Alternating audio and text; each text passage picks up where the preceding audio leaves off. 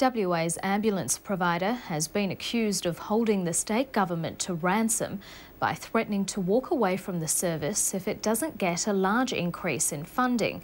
St John is standing by its threat and says it's been warning about a lack of resources for months. For several months, an inquiry has been examining shortfalls in the state's ambulance service. And yesterday, St John conceded a massive funding boost would be needed to stop it becoming second-rate.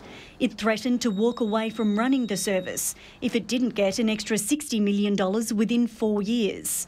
Today, it was standing by the warning. Absolutely not an empty threat. The organisation is on the precipice. We have been squeezed and squeezed and squeezed with funding over a long period of time. The union representing paramedics accuses St John of holding the government to ransom.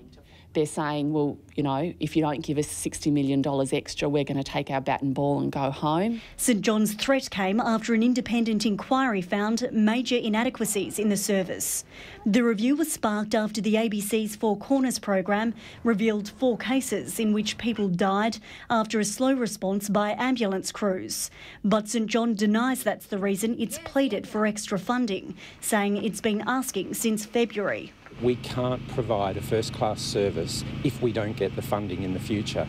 Now, we've been saying that for, quite a period of time in our contract negotiation. Yesterday, the government announced it's adding in another $1 million to the service immediately, and the Health Department will investigate how much more is needed. This is an issue which we need to be addressing, and so our discussions will be along the lines of what funding is required. The Minister concedes that's likely to be between $40 and $60 million. Government has to afford it, and perhaps we have to look at what other services we provide in other areas, whether it's in health or outside health. Dr Hames says its funding will be finalised before next year's budget. Alicia Rowe Flaherty, ABC News.